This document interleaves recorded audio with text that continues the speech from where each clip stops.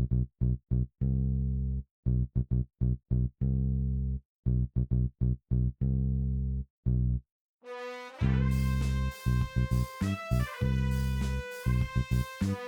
everybody, and welcome to a brand spanking new episode of MovieKombat. This is episode 7 of the Disney Princess season. We have gone so far through watching 6 other Disney Princess films: Snow White, Cinderella, Sleeping Beauty, The Little Mermaid, Beauty and the Beast, Aladdin last week, and now this week, Pocahontas is this episode.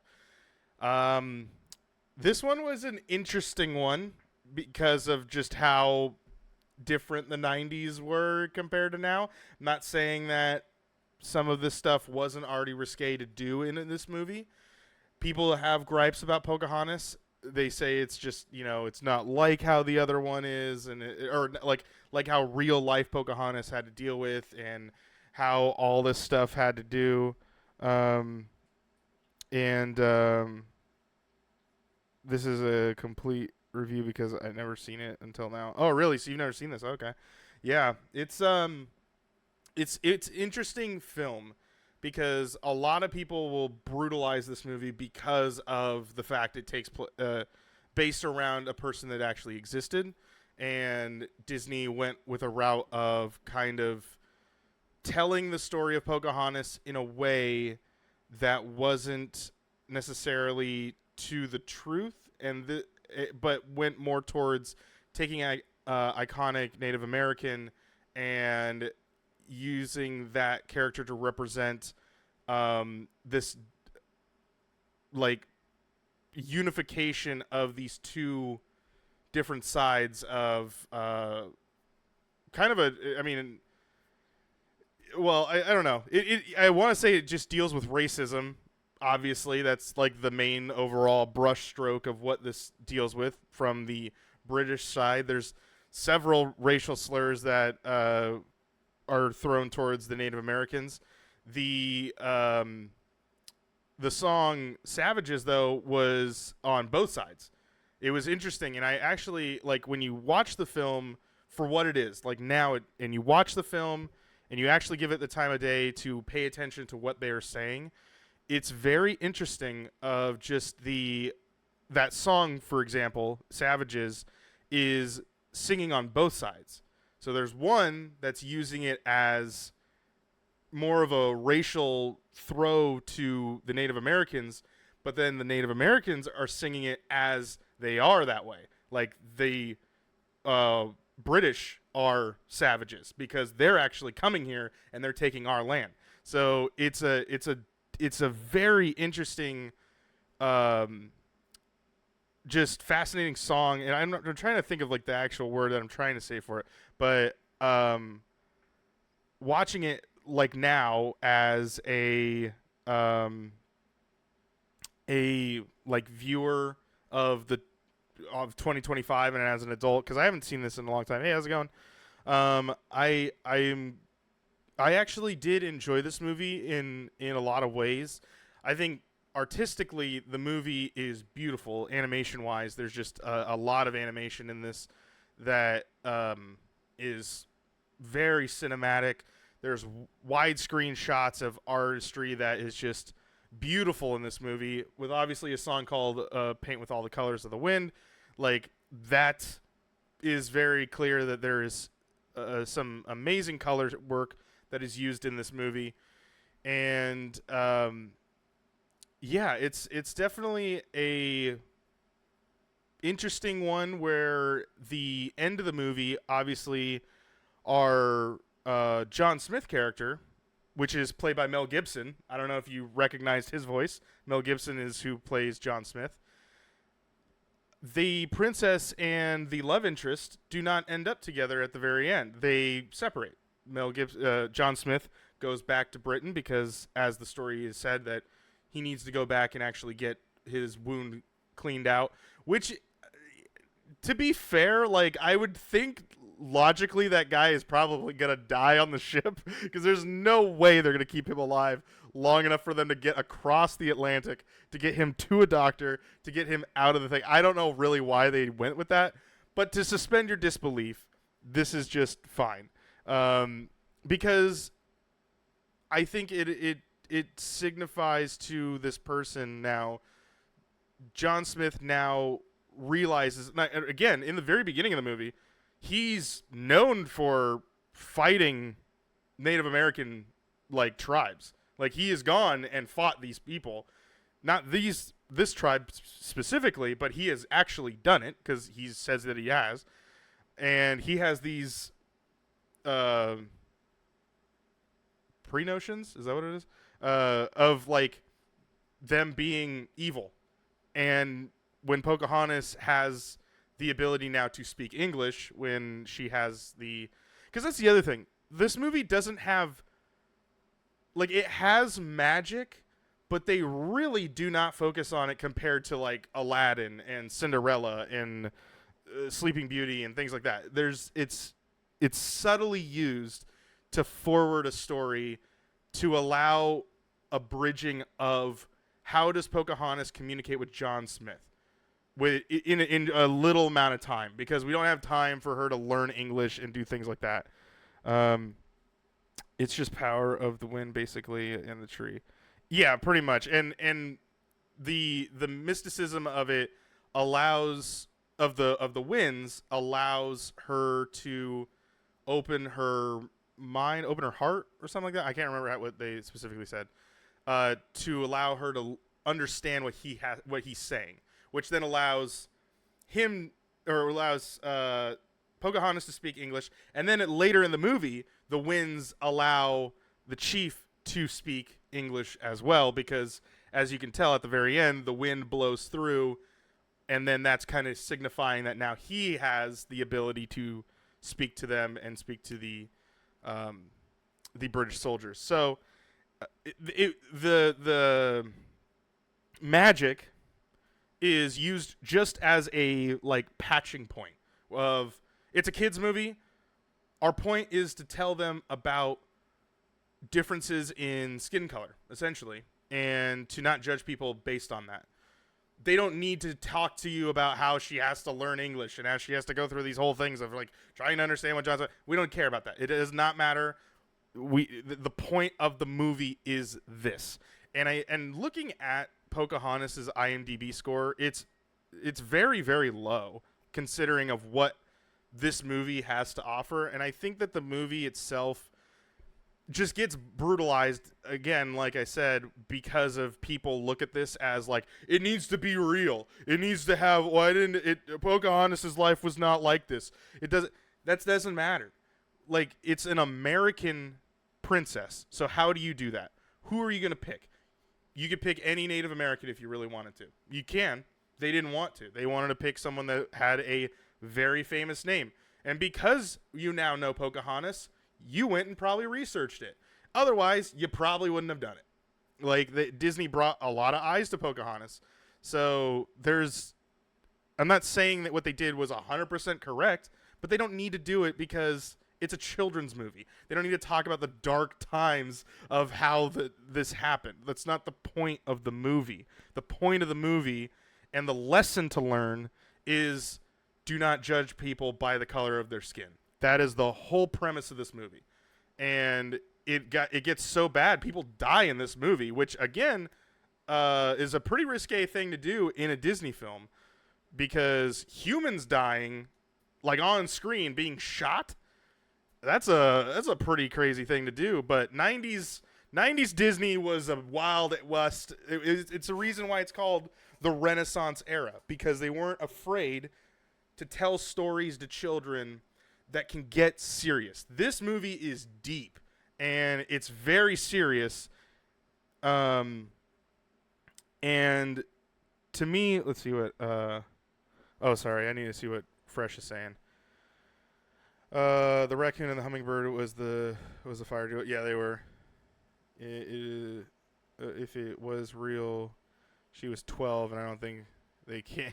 Yeah, and in this movie, clearly, Pocahontas is not 12 in this movie. Like, they don't even mention her name or her age in this one. but she definitely does not look 12 in this movie. A lot of people do like go, oh well, logically she was 12. It's like, yeah, but Pocahontas aged. Like, I don't know. Second one after Beauty and the Beast, death-wise, she's 18. Oh, she's 18 in this movie. They actually do say it. Yeah, I mean, they age her up in this, and it's very clear they do. Now, John Smith could easily be 20-something. He could be in his young 20s. That's usually where they put the love interest at anyway. So, yeah, I don't know. I look at it in what you can learn from this movie of what it is. Because I came into it, obviously, I knew that there were people that talk about Pocahontas a lot. I have not seen this movie in years, probably over a decade. And there was actually times where this was very moving, of just like, wow, this is pretty hardcore for a Disney animated movie. But again, Disney doesn't make movies like this anymore. It's not subtle. Like, obviously, this is pretty obvious what it is, what the premise of the movie is. But it's not telling you racism's bad. It's not saying, don't be racist, don't be racist, don't be racist. Hey, it makes you logically see a person, John Smith, have these ideals that he's been told from his higher ups, clearly his higher officer, I can't remember, the governor, Governor Radcliffe. Like, he's been told by him, he's been brainwashed talking about these things. And then when he finally talks to a Native American, instead of just going and fighting them, he understands that, wait a minute, I thought you guys were bad. And then Pocahontas is like, we think you guys are bad because we've lived here. You guys are coming here. And just because you think living in a big city and living in streets and things like that makes you these, like, that's your way of living, that doesn't make it right. And it's telling you these things. It's not bashing you over the head of, hey, this is wrong, this is wrong. It's like, no, you are going to watch this character arc of John Smith. Radcliffe is a douchebag and a racist bastard. Like, that is, I don't think I've ever seen such a racist character being portrayed in at least a 90s plus era of movies, but that in animation. But that was crazy. There were some things I was like, woo, okay. But yeah, there's an actual character arc that John Smith has. Also noteworthy, it was kind of interesting. I saw the character, Thomas, and I'm like, I think I know that there's someone that plays him that's really, really big, but I couldn't figure it out. And I was like, and then as soon as he started talking, I'm like, that's Christian Bale. I know that's Christian Bale. And then looking at the cast, yes, Mel Gibson and Christian Bale are both in this movie, which is crazy. And Billy Connolly is also in this movie, which you've seen him, you've heard his voice and whatnot. Preacher, how's it going? So, yeah, before I continue on, I kind of get sidetracked all the time, but these are the things that I like to keep track of as we kind of move through the podcast, or through each of these episodes, is how many songs were there? When we see her, when we see the villain, and when we hear our first song. Now, this one was a little interesting because there's songs that are sung that you would think are being sung by characters, but they don't show anyone actually singing. So it doesn't count because the characters need to sing it. Though there is a time where the characters, one of the British do sing the first song.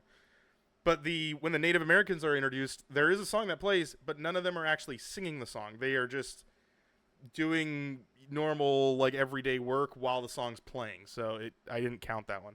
But song-wise, Fresh is going with 8 or 12, depending on repeats. Repeats do not count. Colors of the Wind is my favorite Disney song. That's a great song. I counted 7 songs. 7 songs in this one. There was one where I thought I was going to count it, but it turned out it was a rendition of a song, so I didn't count it. So it was just like the same song, but like the second verse of it. So it technically didn't count. And then when we see Pocahontas at 7 minutes and 57 seconds. Almost 8. Now, if you want to count when we're actually zoomed in on her, it's 8 minutes. But 7 minutes and 57 is when we like peer around the trees and then she's like little tiny. That's when we see her.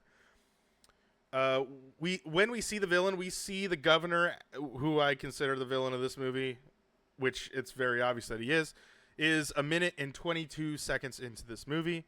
And then the first song is sung officially at 5 minutes and 7 seconds. And they rapid fire songs. They're like boom, boom, boom. They're like going pretty quick. And then they kind of calm down and then they bring them back again. So, yeah.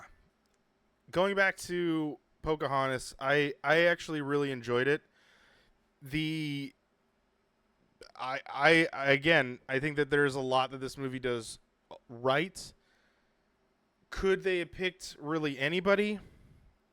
I mean, I guess you could, but I think I don't know. When you go to these Disney stories, they are all about legends, and they're like Brothers Grimm and things like that. So the thing about this one is this is the first American story. This is a American United States story. So they went with Native American, and then they went with Pocahontas to represent that. I had no problem with them choosing Pocahontas. A lot of people will, again, they just brutalize this one because that's who they chose, and it shouldn't have been. It should have been more serious, or it should have been more realistic. And it's like, yeah, that's really fun to show a child. Like that it's not the point of the movie. I get where you're coming from in that sense, though, of like, if you're gonna pick it, then why pick it and then not do, like, why pick that person to represent this, but then not tell the real story? I get it, but also like, a lot of people know who Pocahontas is because of this movie. And you went and studied to know that Disney was wrong because this movie exists. So, I don't know. They kind of like made you learn, and then you came back to them and told them that they were wrong. But in actuality, they made you go and study anyway, and then you learned more of a lesson about the situation. So, choose what you want. Yeah. Oh, yeah, rated R, PG-13. Yeah, exactly. So it's like, I don't know. I think the movie is fine. It's at the end of the day, it's a kid's movie. It's not supposed to be. It's rated G. And you got violence in this movie, which is kind of crazy that they rated it a G rating. And how many people get shot in this? There's at least one. Did anyone else get shot and die? I thought there was two. Is there one or two?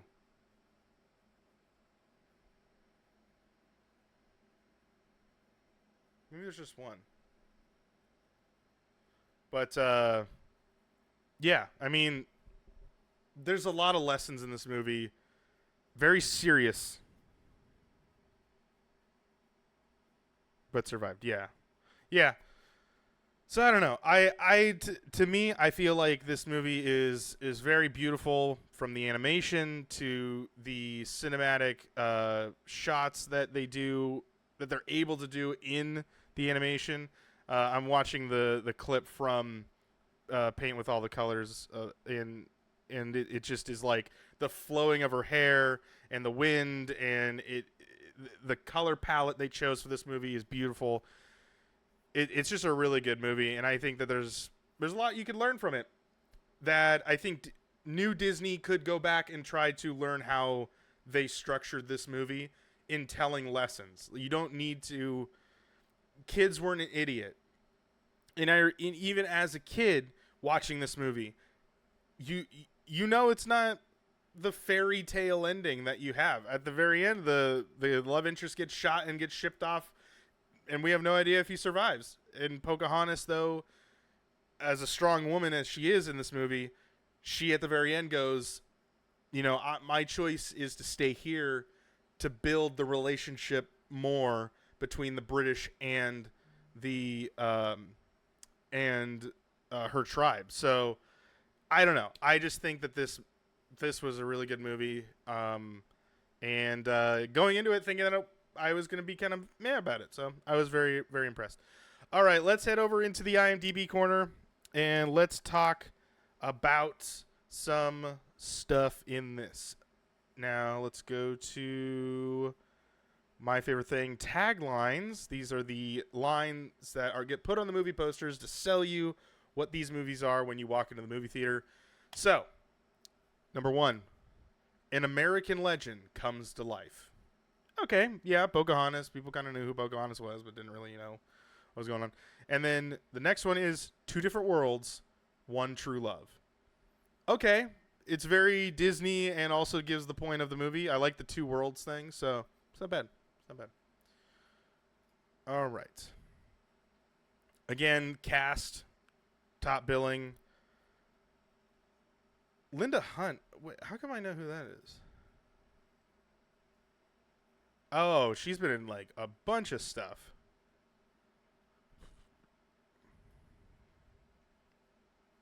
She was the narrator in God of War, Chains of Olympus, and also God of War 2. And I'm assuming, yep, God of War as well. She's the narrator in God of War.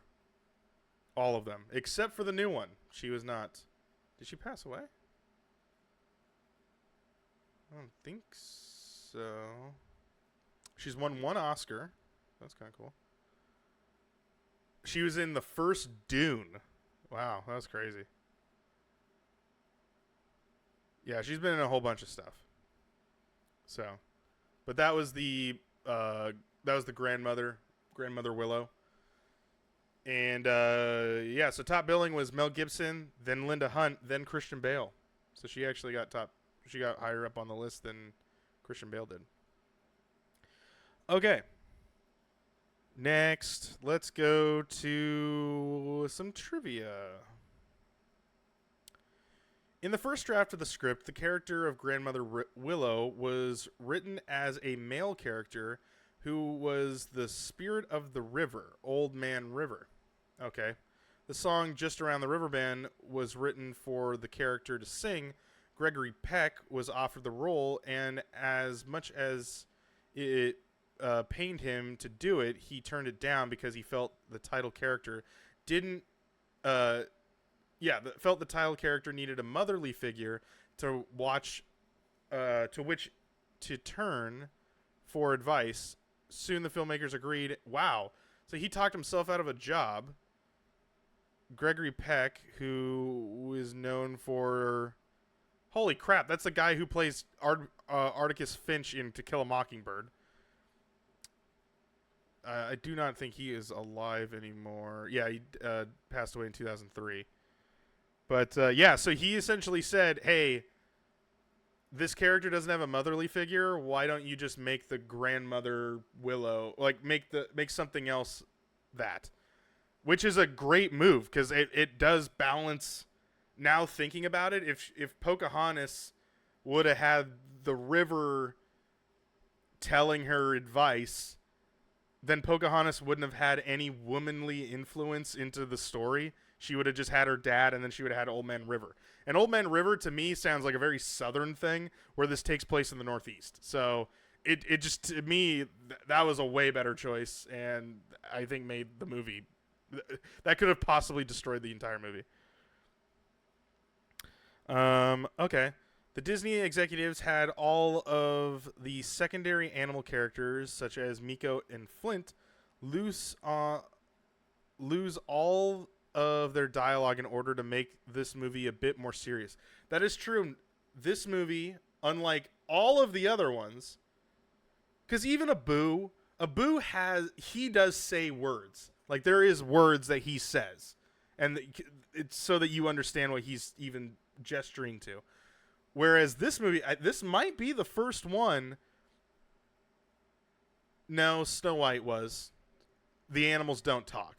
Snow White, the animals don't talk. And Yeah, Sleeping Beauty, Animals Don't Talk. So we're back to Animals Don't Talk. So it was an option. It was a choice. But yeah, it makes things a little more and that's the other thing. If they would have did that, it would have taken away from the more serious plot from this, whereas Pocahontas is a very serious movie. If you would have added talking animals, it would have kind of like fluttered into that not being that serious. This movie, the movie's release on June 23rd, 1995, was also the 400th anniversary of the real Pocahontas' birthday. There you go. So June 23rd, which was last month, I was like, wait, is Pocahontas' birthday. 400th anniversary. So that means 500 was this year, right? No, my math's wrong. 450? 425. No, 4. Hold on. Now we got to do math. Calculator. No, I was 30 back then, so that's 30 years ago. So it'd be 430. 430, I think is right. Okay, so 1995 minus 400. That was 1595. Okay. So then 2025 minus. Come on. Equals 430. Okay. I was right. It took me a minute to get there, but yeah. 430 years old Pocahontas would be. So there we go. We're learning stuff. Animators working on the movie regarded it as being one of the hardest movies ever produced by the studio. The complex color scheme, angular shapes, and facial expressions meant that this movie was in production for 5 years. The hard work paid off, however. Pocahontas is now frequently cited as one of the most beautifully and realistically animated characters in Disney canon. Her fluid movements mainly being attributed to rotoscoping. Okay. Yeah. It does look very well. Like there's a lot of flowing of everything, from her hair to people's movement of their arms to gesturing and things like that. It's very, very good. And last one that I'm going to read here. There's plenty more. If you want to come back, you can take a look. But here's another one. In their quest of authenticity, the Disney Studios hired mostly Native American actors and actresses to do the voices. They also employed Native American consultants and had a session with a real shaman. Despite these efforts, prominent Native American activists issued an open letter condemning this movie for its historical inaccuracies and stereotyping of the Native American people. However, actor and Native American activist Russell Means, who provided the speaking role and physical inspiration for Powhatan, I don't know who that. Wait, hold on. Is that the chief? That's the chief. That's her dad. No.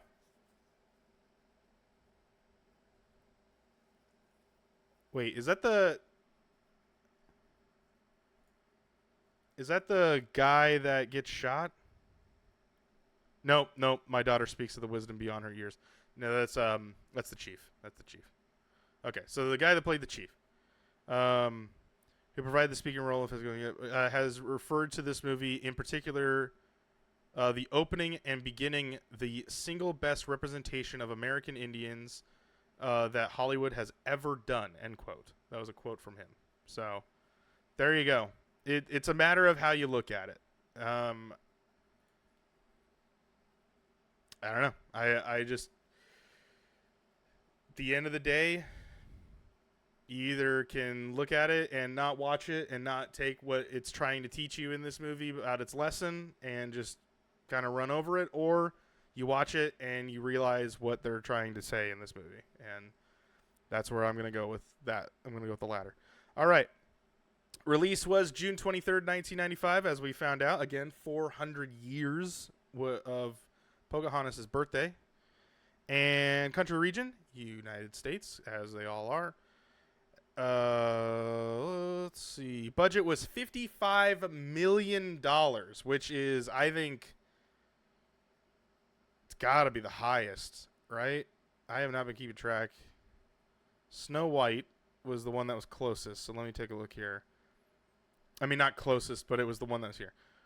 1.5 million for Snow White. I see Little Mermaid here. Let me click this one. Little Mermaid was 40 million. Holy God. Okay. Well, it's still more. It's still more. Beauty and the Beast. I would think this one costs the most. Beauty and the Beast is 25. I think that's probably because they used more computer animation. And in this one, it's all pretty much hand-drawn. And they took 5 years to make it, so there you go. Yeah, it might be the most expensive one so far. Gross in U.S. and Canada was $141.6 million. Opening weekend in the U.S. and Canada, which was June 18th, 1995, which is, I'm assuming, a pre-release. Because movies used to do that, where they would, like, you could watch it for the weekend, but then it wouldn't be back, and then it'd come out the following week. It was weird. But yeah, opening weekend in U.S. was 2.7 million. Not bad for opening weekend, I'm going to say, before your full release of the movie. Gross worldwide, $346 million over that. $346 plus million.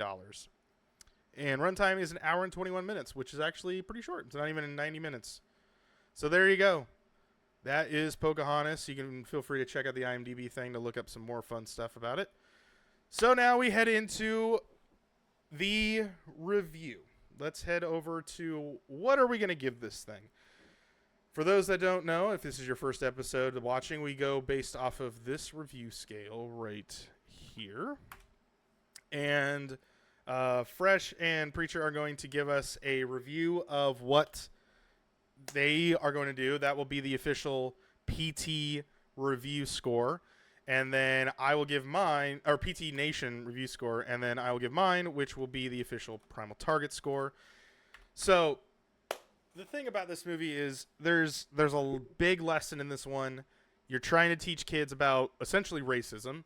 How do you do that? How do you take pre-notion prejudices that somebody has been taught and break those and then change that character and then make it make sense to then bringing two separate parties together and telling people that this is don't judge people by the color of the skin but by their character, which we eventually do, because then we look at the governor, because we're not judging by what he's saying to us anymore. Now we're judging him by his character, and not because, oh, he's British and he's my general guy.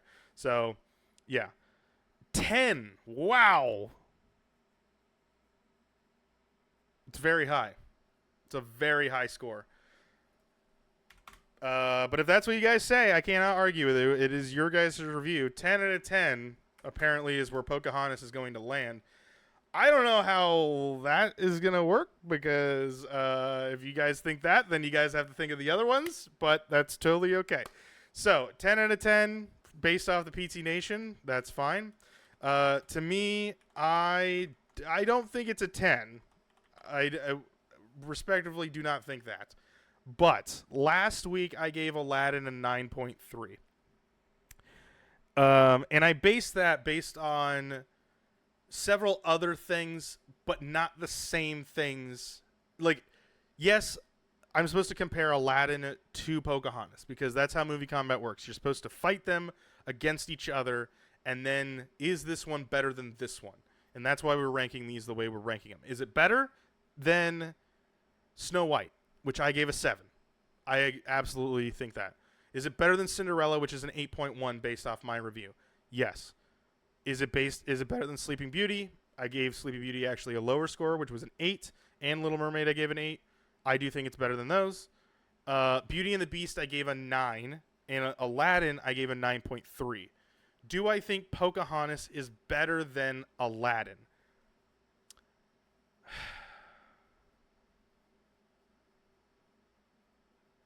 it's very interesting because Aladdin is great because the storytelling is fun and because the characters are so fleshed out, but they're not as deep as Pocahontas characters are. And if we're comparing the princesses, the Princess Jasmine, though she is not in the name of the movie, she is a very big part of the movie. She's not as driving the whole thing as Pocahontas really is. And Pocahontas actually has a lot of lines in this compared to the other women that have all been in these movies. Maybe Belle. Belle might have been there too. I don't know if I could give it higher. Well, Alana's here, so she might be able to. She might break the 10 there, but I don't know. I don't think I can go any. I can't go lower than Beauty and the Beast. I think Pocahontas has a better story than Beauty and the Beast and has a better lesson. But they're actually kind of the same. It's a judge of character and not based on the judge of how someone looks. It's different in its way, obviously, but that's the broader scale of what the lesson is. Beauty and the Beast is that way. Pocahontas is also that way. Pocahontas just goes more towards racism, and Beauty and the Beast goes towards like what someone naturally just if they look different. Like that's kind of what they're going with. Whereas Pocahontas is a little more specific to what they're doing, and that's not a bad thing. I actually think that drives this story and the lesson a lot better. So I would say higher than Beauty and the Beast. Is it better than Aladdin?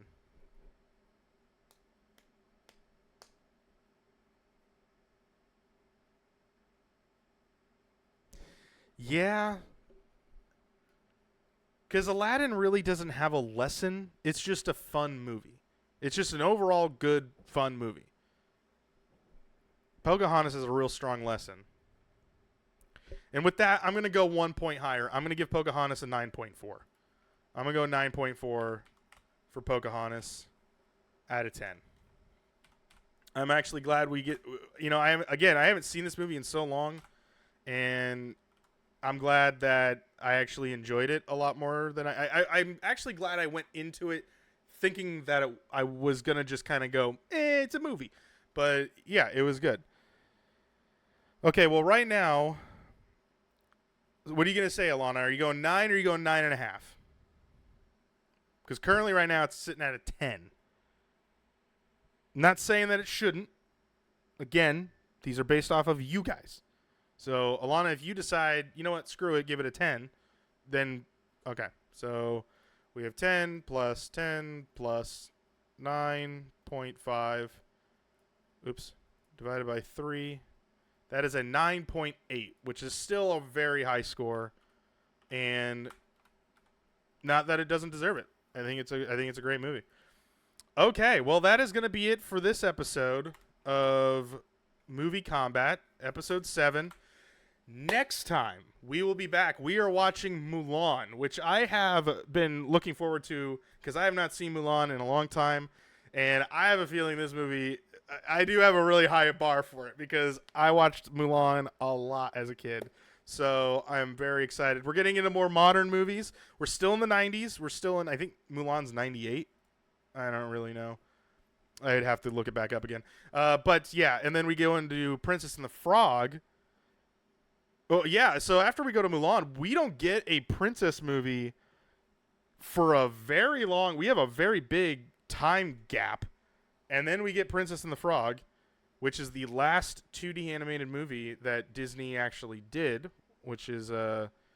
You'll notice as soon as we go from Princess and the Frog to Tangled, you're going to go, oh, okay, we're in the 3D era. And then we go Brave, which is the only Pixar movie that is going to be a Disney princess. And then we go to Moana, which is now getting into very modern times of Disney. And then Raya and the Last Dragon, which a lot of people actually didn't even see. So it kind of came out in that, like, sort of COVID. I think it came out before, but I think it was, like, kind of on the weird... It's on a weird release time, because I remember it came out... I did see it in theaters. Pretty sure I saw it in theaters. But anyway, so that is going to be this episode, Pocahontas, 9.4 as a Primal Target official seal, and a 9.8 based on the PT Nation. Thank you guys so much for watching. If you're watching on YouTube, make sure you hit subscribe. Make sure you check us out on twitch.tv/primal_target so that you guys can be a part of the review process when we do it. The season of Disney Princess, by the time you're watching this, is officially over, but you can tune in during the times of our streams, and I always do it in the first hour of our streams. If you're watching on Twitch, make sure you head over to our YouTube channel and just subscribe to us there if you want to relive the magic. That was the Disney Princess season, and then also we did the MCU Phase 1 season. So there's a whole bunch of MovieKombat stuff, so go check those out. Plus, there's a whole bunch of other stuff over there, so yeah. So anyway, thank you guys so much for watching. I'll see you guys in the next video. Good night, everybody.